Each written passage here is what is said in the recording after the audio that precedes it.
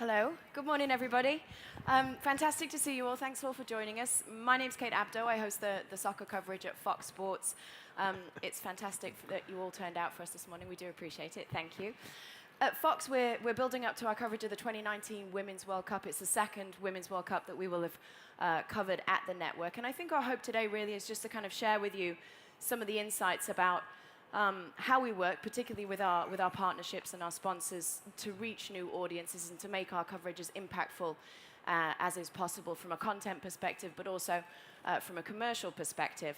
It's something that Fox does really have a proven record in. We do hold the record for the most watched soccer game in US television history in English language. It was 25.4 million viewers. It peaked at over 30 million. So it's something that we have done well in the past, I think. If I could just take a second to introduce the panel. I'm sure he's a familiar face to many of you. US Soccer Hall of Famer, Fox Sports analyst Alexi Lalas is with us. You checking what I said about you? Yeah, that's correct. Senior Vice President of Ad Sales for Fox Sports, Mike Petruzzi. And then on the end, Paul Horrigan, who's the Director of Sports Marketing at Coca-Cola. The speakers as well, I'm supposed to tell you, will all be available for you in a mixed zone after the panel as well, should you wish to ask any questions of anybody. Alexi, if I start with you, if you could just kind of speak to us in a broader sense about the World Cup. You've played in them, you've covered them on television. What makes World Cup such a pop culture moment and a sports culture moment that we all want to take part in? Well, you know, I am sitting in front of you because of the power of a World Cup. So the 1994 World Cup, which was held in the United States, changed my life forever and opened up incredible opportunities on and off the field. So I am living proof of what the power of the World Cup can do to an individual, but I also saw what it did to teams and did to a culture, ultimately. So anytime we have a World Cup, men's or women's, to be quite honest, it's an opportunity. It's an opportunity for us to bring as many people into the tent as possible. And some people that maybe aren't day in and day out with a diet of soccer. And so for us, when I look at the American soccer culture next summer, for people getting into it, and you know, I was listening to the panel over there about fans, and they were talking about the affinity that the American, not just soccer culture, but sports culture has for the national team. It's fun. People like to sing. People like to wave the flag, and we need and often do tap into that, getting as many people into the tent as possible, because soccer is no longer niche.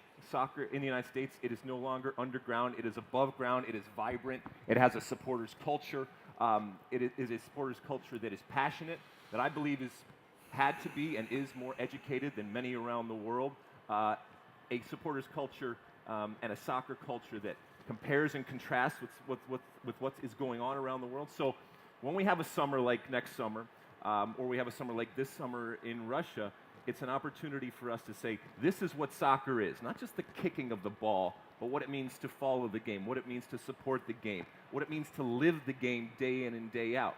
And that's a responsibility and a privilege that we at Fox take very, very seriously. When we do things differently, we are we don't apologize at all for the way that we do it and trying to bring everybody in. We take what we do very seriously, but we don't take ourselves too seriously. And I think that's a way that we go about our job, and I think it translates into a good product on the television to give people an entertaining and informative way of digesting this incredible game in its most incredible form, which is a World Cup. Right. I mean, the Russian World Cup isn't all that far behind us. Certainly doesn't feel like it is. But it's 203 days now to the Women's World Cup in France. It might sound like a sizable portion of time, but it actually disappears so quickly. Mike, from your perspective, what is your team working on, and what does your process look like over the next few months to build that energy and excitement ahead of the next World Cup? Yeah, look, for us, I think, you know, when we first acquired the rights for the FIFA World Cup, we wanted to set out to make the 2015 event the biggest Women's World Cup that ever happened. You mentioned earlier, highest rated match in the history of English language television. It was just an unbelievable event in the summer of 2015. So being able to already have that conversation set up in the marketplace and have brands that either were involved in the event in 15 or may have chosen not to get involved in 15, we've already kind of seeded that conversation where everybody knows how big this event could be in 2019. The power of the audience, Alexi talks about the power of the U.S. fan base. There's an opportunity now for brands not only to get behind the U.S. women's national team, but behind the event from a media perspective that really is the biggest event that could happen in the summer of 2019. So for us, it's been, first engaging with all of the FIFA partners, now engaging with, partners of the U.S. men's and women's national teams, and then taking that next step to just our traditional advertisers who may have supported the event with us back in 2015. And when you're coming up with that strategy, what is it that you're trying to tap into emotionally in the consumers and in the clients? I mean, the greatest connection we can make is to the fans and to the event. And the fact that, we set up 2015 as the quest for that third star. The fact that the U.S. women's national team hadn't won a World Cup since 1999. Now it's the conversation shifts to defending that championship and being, the best in the world and being able to have brands associate with our coverage as we set out to defend the championship and ultimately set up a final match featuring the U.S. women's national team to hopefully outdo what we were able to do in 2015. Paul, I know you've been involved in all of Coca-Cola's kind of journey with the World Cup with Fox. We are going to talk in a minute about your strategy for 2019 as well and how you've partnered up with Fox. But before we do that, can we take a look back at some of the work that we did together in 2018, if we've got the video?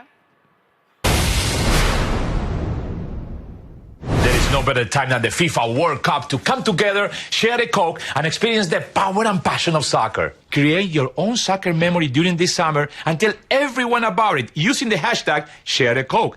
It might just be broadcast during my show. What time it is? It's time for Share Your Story, presented by Coca-Cola. You are joined by the host of FIFA World Cup Now, Rachel Bonetta. And Rachel, this is your first World Cup. My first one, baby. Amazing. This is an experience that you will never forget because you never forget the first time. You never forget your first time. And my very first game was Argentina-Iceland, which you were at. I got to see you for a little bit. But I was really surprised with how emotional I was. I mean, we're so lucky. We get to go to so many soccer games and go all over the world to watch these matches. But this one, it was my first men's World Cup. It just felt special. And I walked in with all these Argentina fans and my producer behind me, and they were singing their national anthem. And I just, as you can see here, I had tears in my eyes. I was really overcome by the emotion. It was beautiful. It was all these people across the world coming together to celebrate. And it was really something special. Look, those are real tears, okay? No, I see. Oh, my God. Well, I have to give you the Argentinian scarf. I actually only really like teams that win, so I'm good with that. I already have a scarf, Fernando. Come on. Coming up, we have much more from Belgium's win. So that just kind of gives a taste of the way we try to tap into the fan experience, I think, with Coca-Cola and with Fox.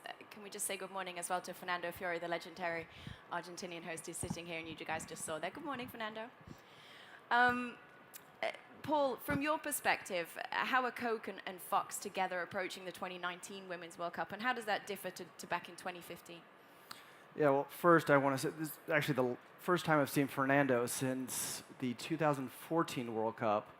We were doing the trophy tour around the world, and oh, here we go.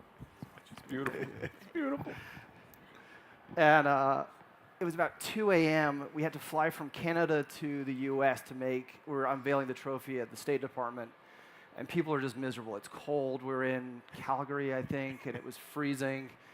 And Fernando came in with this smile on his face, and he said, "Look at this. It's amazing." We had a wrapped private plane with a World Cup trophy on it. And I stopped for a moment, and you're right, it is. This is incredible. I moved to the States when I was 14 in 1991, and to see the journey and to see the evolution of what the sport has become in this country is just, it is incredible. He was completely right, and it changed my perspective. I mean, he's spot on, and that's what we're trying to do. I mean, that's what the Coca-Cola company does. We try to take things that are special and make them even more better, special, and different. And the sport allows us that. Our partnerships with Fox allows us to tell those stories, and it's a very powerful thing, and we're privileged to be a part of it. And I think we have the obligation to try and build on that and enhance that fan excitement and passion that is there. There's nothing more passionate than you find at the World Cup. And I was in Mexico this summer, and to see the passion with which people compete against each other on the fields, but then the passion with which they celebrate together on the streets, there's nothing like it. There's literally, I work across all kinds of sports, and there's no other sport where you see that. And it's a privilege for us to be a part of this, and we get to tell those stories through our partnerships with Fox. So seeing that development through the game, how does that influence and change your conversation with the consumer from 2015 to 2019, say? So I'll be fairly frank. I think we and a lot of people underestimated 2015. We knew it was going to be big. We just signed our deal with US Soccer, and we're excited about it. And we had some great digital and social programming around it, but we didn't fully recognize the power that it had. It took over the country. If you guys think back to the summer of 2015, that is what everybody was talking about. It was the women getting their third star. When they won, it was everything everyone was talking about. Taylor Swift, we had them up on stage with her at her concert in Madison Square Garden. It became part of popular culture. You couldn't avoid it. That's what soccer has become, and we can't underestimate it this time around, and we're not. Can you share any of your plans concretely for 2019 or not at this They point? are top secret. Okay, fair enough. No. Here's what I will say. Again, 2015, it was largely digital and social for us. It was, as Alexi alluded to, it was kind of a niche thing for us. It's a nice to have. It was a sort of a smaller element of everything else we had going on during the summer. I will say in front of everyone here today, and hopefully people don't tweet it out too much, it's going to be a major part of our summer program. It will be the cornerstone of our Coca-Cola brand summer program. On a full integrated marketing campaign from, hopefully if he cuts me a deal on broadcast, digital, social, PR, packaging, in-store. This is what people are going to be doing during the summer, and we're going to be there alongside them. Mike, I think I'm right in saying that Coca-Cola weren't a partner back in 2015 when we hosted that first Women's World Cup on the network. How has Fox's relationship with brands changed in that 4-year time span? Look, I think it's great being, the ambassador out there representing, Fox Sports and a property like the FIFA Women's World Cup. We made the rounds in 2014 and 2015 to say this is going to be the biggest event that you could ever imagine, and doing things differently in the Fox way. So being able to take the fact that the games were being played in Canada, in North America, and having a primetime audience, and the fact that we took 18 games and aired them on Big Fox was a huge step for us. A lot of people were surprised by the approach, but it was the effort to appeal to as large an audience as possible.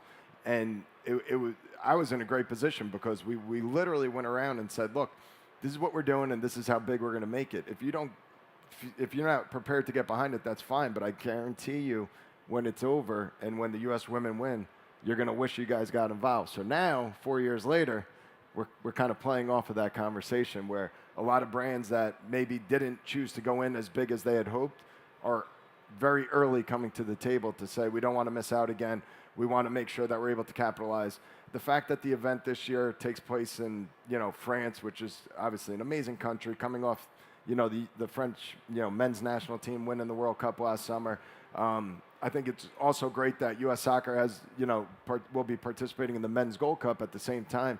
So being able to have that wall-to-wall soccer coverage on Fox, really kicking off with the tournament starting on June 7th, right through the finals, it's just an unbelievable opportunity to tap into that summer of soccer conversation. And looking at brands like Coca-Cola and other brands that look at second and third quarter as a great opportunity to reach consumers when we may not have other big tentpole sporting events in the U.S. Do you feel like that there are concretely different opportunities in the marketplace that didn't exist 4 years ago? Look, I mean, no doubt where we were in 2015 to where we are today from a digital perspective will be a massive game changer. We saw it this past summer with the Men's World Cup. One of the franchises we worked on last summer during the Men's World Cup with Coca-Cola was 90 and 90. Very simple cut-down version of 90-second highlights of every single match. I think it was over 100 million views on our social platforms. Being able to recognize that, whether you're a young consumer in that 12 to 18 demographic that may consume media differently than someone who's going to sit down and watch a full match on broadcast television, the fact that this summer's event will operate in what they consider digital prime time while people are at work, traveling, commuting, I think it gives us a whole nother opportunity with Fox Sports Go, which is our live streaming app, and just an opportunity to reach fans at every possible, touch point, regardless of what the screen may be. So I think what you're going to see from us on a digital and a social perspective is going to even grow from what we did this past summer. I think also the relationship with U.S. soccer and, quite frankly, some of the U.S. women's players who have massive followings on social media is just another big piece of the conversation. The last thing I will say is I think, the U.S. soccer fan is starved. They're ready to watch and watch their team compete in an international tournament. What we were able to accomplish last summer without the U.S. men competing in Russia was pretty significant, but being able to have that U.S. soccer story be a part of the conversation for this summer is by far, our biggest opportunity. You're absolutely right. I think going into 2018, when the U.S. men's national team didn't qualify, everybody kind of wondered what that would mean. We did, though, still set record ratings in the U.S., which is something I think as a network we were really excited about. If you look at Croatia, England, it was the highest household delivery for any semi-final since at least 1990. It was 4.153 million viewers. We also got the most watched quarterfinal on record, which was the Croatia-Russia game, 6.386 million viewers on Fox, which is an incredible support for a tournament where there is no home nation involved. There's no doubt, Alexei, that there's huge appetite for the game in the US. How do you account for that growth that we've seen and that you have lived firsthand? I think, well, number one, I think it's relative to the incredibly unique aspect and the incredible diversity that makes our country, I feel, the greatest country in the world. With that comes an incredible diversity in terms of what people want. I also think that, we were talking about millennials and all this kind of stuff. I think that there's a generation that has grown up recognizing that soccer culture, in the way that they see themselves, in the way that they see themselves relative, not just domestically to the United States, but internationally. You talk about, even something like the FIFA game, those types of things. In the way that they look at the fact that they might be a 10-year-old playing soccer in Southern California, and on the other side of the world, there's somebody doing the exact same thing that they are doing. I think that contributes to the incredible appetite that we were talking about for soccer. We are a soccer nation. We are a unique and very, very different soccer nation. At times that is challenging because of the disparity, because of the different ways that people view their soccer, but ultimately people want to see soccer. People want to see soccer in the United States, whether it's men playing soccer, or women's playing soccer, co-ed, naked. I bet you if we put that on the air, people would watch that too. It doesn't really matter. People want to see soccer, and so when we have these opportunities to bring them and bring them a steady diet, we can't let them go. We were talking, earlier about the Women's World Cup in 2015. I've done a lot of soccer, and it was my first Women's World Cup ever. And to this day is one of the most interesting and proudest moments of my life to be able to go there and do that. We're very, very lucky that we live in a country and culture in the United States that values our women's sports, values our women's athletes, and recognizes that even if you don't even believe it's the right thing to do, there's a business aspect to it. And these are huge, huge stars that we're talking about that we are going to see next summer. And for me to see that World Cup in 2015 and to watch a game that I thought I knew in maybe a different way, and to gain an incredible appreciation for this game that I thought I knew a whole lot about, it opened up a whole nother avenue of a sport that I love. And for a lot of people, that type of change and that type of moment can happen. And so each and every summer when we have something like a World Cup, we inject it with steroids. The soccer is there year-round in all sorts of different forms, and to compare and contrast and everything, but these World Cups are real moments and platforms that we can use to propel the sport along in terms of not just the culture, but the television of it, and the way that it, in a good way, infects our society and our culture, because this has been a process. This is a labor of love. You look at what this sport has become on and off the field just over the last 20 years. It's unprecedented in terms of the growth. We don't rest on our laurels. We pat ourselves on the back. Sometimes we kick ourselves for what we aren't as a soccer nation, but we also have to look at it and say, it's pretty good for 20 years in terms of what we've done. We don't, like I said, rest on our laurels. We continue to do what we're doing, and we all have a responsibility, whether we're kicking a ball, whether we're talking about soccer on television, whether we're selling the game and selling products through the game. All of that contributes to this culture that it continues to grow, and as I said, is going to always be uniquely American. That's not a bad thing, that's a good thing, but it is going to be unique, and it is going to be different than cultures around the world. Yeah, I think coming from a European television background, for me, that was something that really stood out when I came over to Fox. And when I did the 2015 World Cup, I was originally just a loan out from a European network, and I was bowled over by the infrastructure, by the budget, by the effort and the push that the network was willing to put behind the women's game, which was something I hadn't seen elsewhere, and I think it's something where Fox has really set the bar. In terms of looking forward, 2026, I know you're hugely excited personally about US, Canada, Mexico hosting then the World Cup. How does that change the game? Well, we were listening to Carlos Cordero talk about it, and he's absolutely right in that there is this ramp, this runway, whatever you want to call it, for 2026. Having been around in 1994, I saw the way that it fundamentally changed the way that my country and my culture look at the game of soccer. It was still the most successful World Cup in history in terms of average attendance, and I think certainly in terms of the money that it generated. Yes. In 2026, coming to a climate and culture of 2026, I think it's going to be incredible with our friends and neighbors to the north and to the south. I think it's going to be a real unique opportunity for us once again to inject an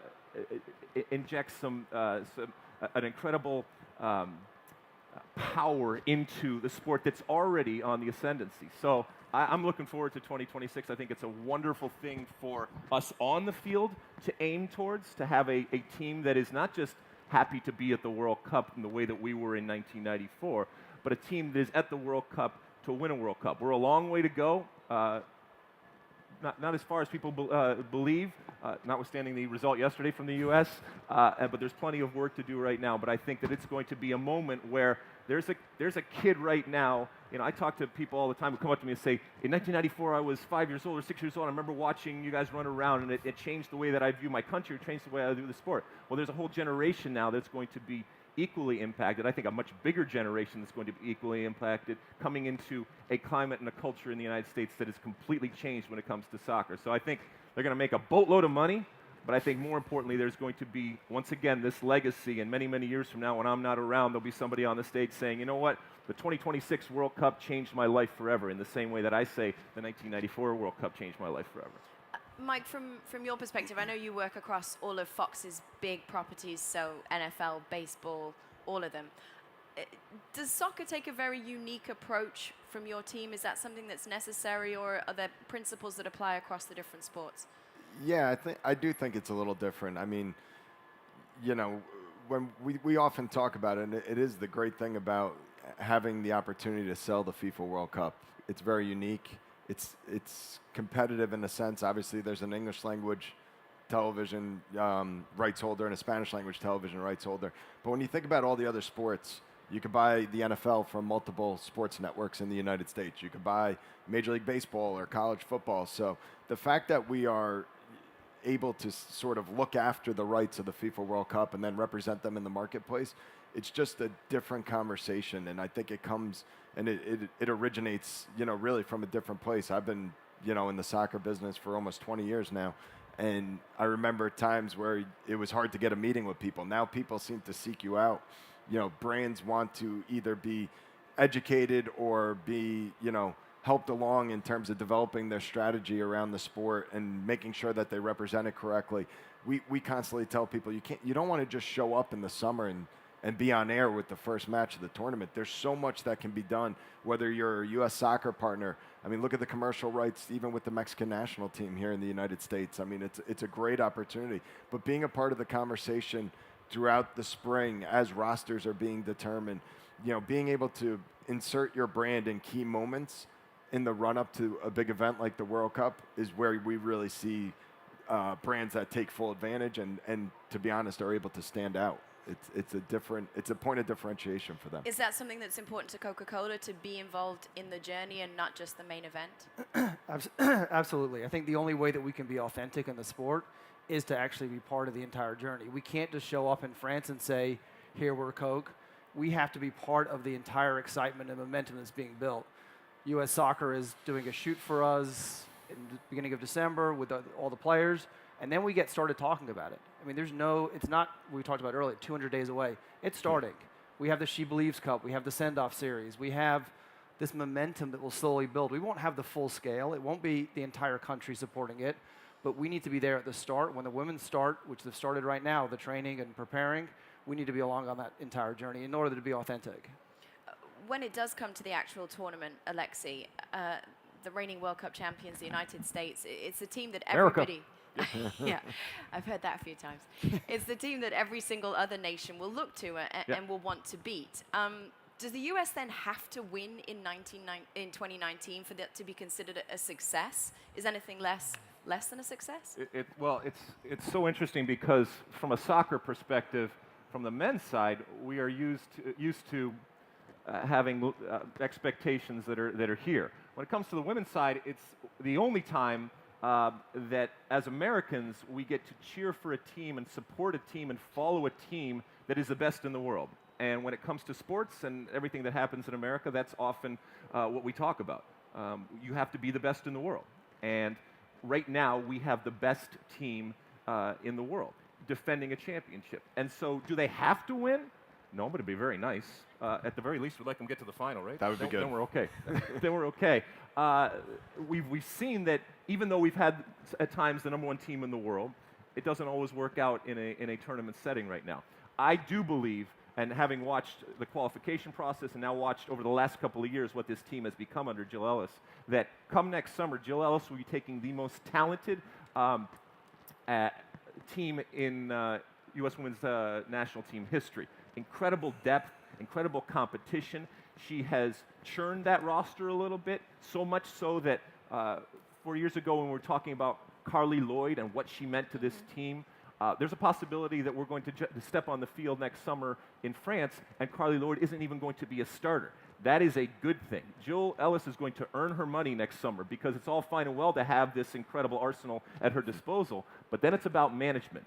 And so I'm really, really interested to see how this team does, as you said, defending their championship, but also coming in with, I just think, a really talented team that's populated with some players that weren't involved in the World Cup last time. So for them, it's their first opportunity. And there's the responsibility, and there's the pressure that comes with that history of success, not least of which is winning a World Cup last time around. And now you've got a lot of countries out there that are gunning for the United States.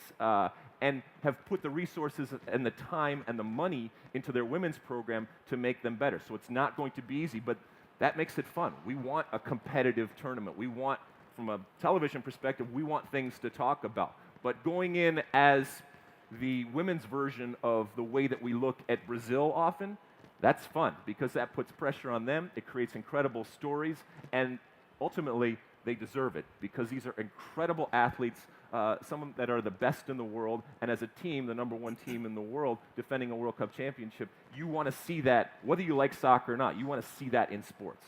It's really impressive to see how the U.S. women's national team has managed to consistently maintain that level at being the elite in the world. And you know, they've produced some of the best and most famous female players in the game, in Mia Hamm and Abby Wambach. Is there anyone in that current roster now that you think also goes into that best player of all time kind of list? I think Alex Morgan, if she continues to score, will certainly be one of those that we are talking about. Megan Rapinoe, Tobin Heath, that trio up top right now that's playing right now is as skilled and I think as lethal as anything that we have seen, and maybe even in a different way. We talked so much about Hope Solo in goal and what she is, and she creates wonderful content for us and has for many years. She's no longer going to be in there. So who's in goal? Alyssa Nair and company. Who ends up being in goal, filling some very, very big shoes? That's going to be a story to follow. But ultimately, I think this is really about Jill Ellis and how she is going to manage this group that is so talented and so deep. And we know in a World Cup, it's not just about the kicking of the ball. It's all the other stories and all the other drama and theater that we bring to you on television that at times can infiltrate a team and at times can bring down a team. And if she's able to manage through that type of situation and get these players to play collectively and individually at the peak of their powers, I don't see anybody that can stop them. England maybe have a shout. You guys going? Paul, Alexia at one point used the term elite athletes. Do you think there's been a shift in the way that female soccer players are viewed and the way that they are represented and engaged with by brands, by networks? Absolutely, yeah. I mean, I think these are some of the most elite athletes we have in this country, bar none. We've not always talked about them in that way. We've talked about them as female athletes. That has changed, has to change, and is changing, and will continue to change. These are some of, I mean, they have 3 World Cups. They have nearly half of the Women's World Cups ever played. It's unreal the levels that they've achieved, and we have to treat them like that way. And I think for us, again, we want to be authentic and true to the sport. We as brands have an obligation to tell those stories, tell the stories about how they're elite athletes. Again, it goes back to, if we just turn the light switch on at the start of the tournament, as U.S. Soccer, as brands, as networks, we're missing a large part of the storytelling. We need to start telling the story collectively about these women, about the training that goes in, about the sacrifices that they make, about the hard work that they put in that leads up. Then it becomes less about the wins and losses. Then it becomes about us getting behind the best athletes that we have in this country. Mike, how does Fox handle things in terms of how they celebrate those elite players who just happen to be women? Yeah, look, I think, to Paul's point, it's amazing how much the conversation has changed even since 2015. Talking about the fact that the best athletes or some of the best soccer players in the world are from the United States and they happen to be females. I mean, the fact that we are able to tell that story on such a grand stage, I think is our biggest opportunity. And Paul also touched on it. We start the journey, when you think about it, December 8th with the draw. Then you look at something like She Believes Cup, which is really still sort of new in its development, but we've had more people reach out to us and inquire about She Believes Cup, which will happen at the end of February, than we've ever had. And it's being able to start that conversation there, but seeing what Jill's going to be able to do with the roster of players that she has as they continue to move on throughout the spring and then ultimately get to the send-off series, and she's able to announce that roster that's going to go to Paris or go to compete in France.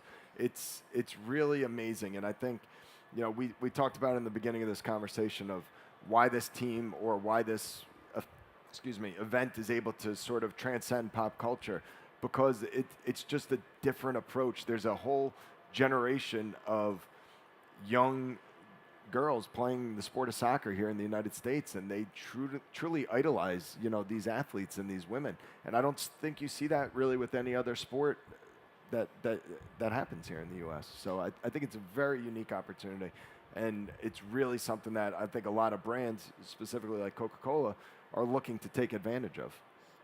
Given the youth of that audience that you're referring to there, and you mentioned digital media and social media Absolutely. and the way things have progressed there as well, do Coca-Cola and Fox have specific plans in terms of how they'll approach that side of things in 2019?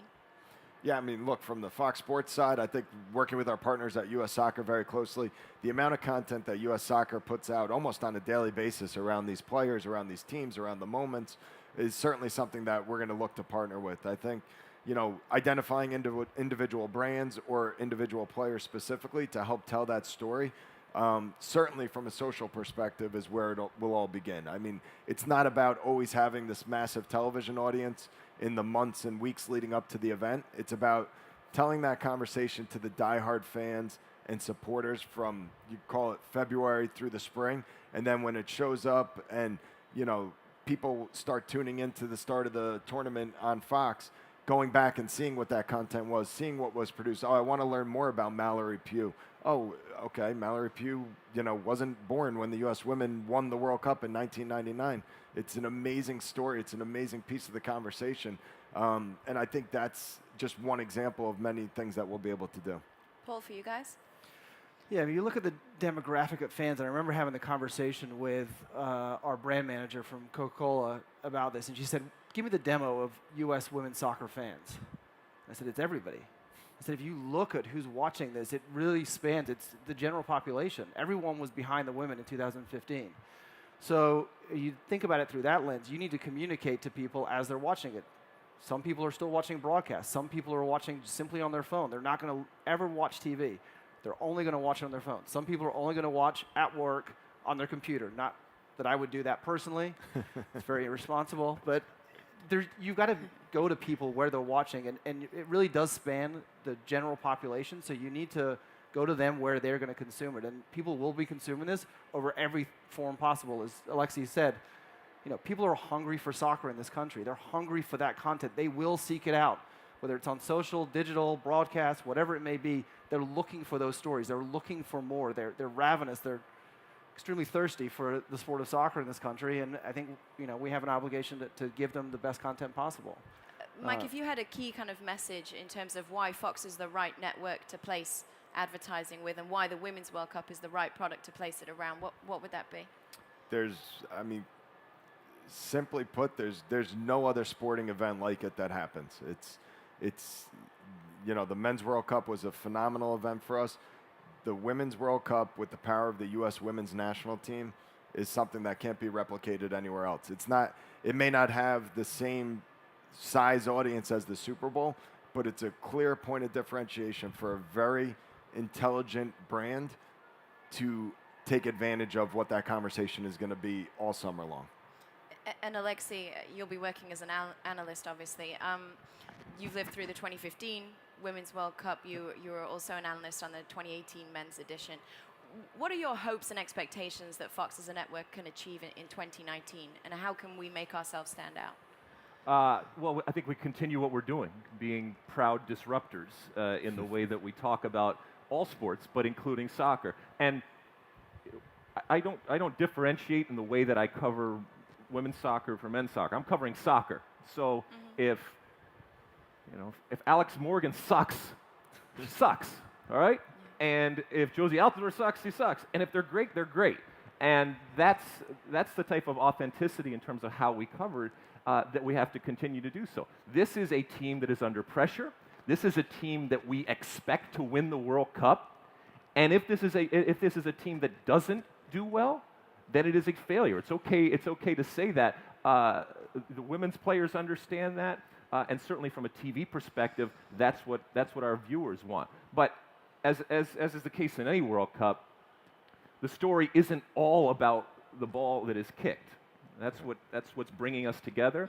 But we saw it this summer, and it happens each and every World Cup that I cover. The country and the host country, or host countries if in the future, they become as big stars as anybody that's kicking the ball. And telling those stories in the context of a World Cup and through the lens of soccer is part of what we are doing. And then, best laid plans. You talk about this is what's going to happen, and inevitably the soccer gods will look down and say, not so fast. And you will have to zig and zag, and that's part of the fun. The things that we don't know that are going to happen, that we have to react to. Scores, stars that will emerge. We talked about a World Cup, the power of that World Cup. It will make stars. There will be names that you don't know right now that after next summer you will know, and you will be excited. You'll be excited about what these players are doing on the field. You'll be excited about the stories that led them to be doing those things on the field. You'll be excited about the different personalities that emerge, the drama and the theater, the good, the bad. The reason we watch sports will be on display each and every day. And it's our responsibility and privilege, as I said, to bring it to people in a way that's entertaining, in a way that's informative, so that they will come back for that diet. And that when it's over, in totality, win or lose, they said, this was a hell of a story, and this was fun. Yes, it was women's soccer, but ultimately it was soccer, and I guess really ultimately it was sports, and it's why we watch sports. Yeah, I absolutely agree. I think for all of us who've been involved in the coverage, whether that's in front of the camera or everything that goes on behind the camera to support the event, I think we've all felt like it's a real privilege to be involved. We do hope that you'll all join us as well for the network's coverage in 2019. It's something we're really looking forward to. We're going to wrap up right now. Thank you, Kate. Have I missed anything? No? We good? Well, I will say one quick thing. I think dangerous territory here, but I think one of the things that I'm personally excited about, and this is taking my Coke hat off and just talking personally, it's a really powerful moment right now. Like in Moscow, you saw countries coming together and unifying and really getting behind, regardless of what their political beliefs were, their religion, anything else. Everyone got together and got behind their country. And we have this opportunity here in the U.S. for our women to do that for us. I think there's this phenomenal movement that's occurring right now where everybody is going to be backing our best athletes in the country that are going to be playing on the biggest stage. And it's a really, it's like you said, it's a privilege to be part of that and to recognize that. And as a brand, we want to do that justice because it's going to be a really big, special moment, and we're very excited about it. Absolutely. Okay, if you should want to speak to any of the speakers afterwards, they will all be available after the panel in the media zone, which is straight behind the stage, I believe. And we're going to be followed immediately by a presentation by Media Pro, which is coming up straight after us, so don't go anywhere. Thanks very much for your time. We do appreciate you coming out. Thank you.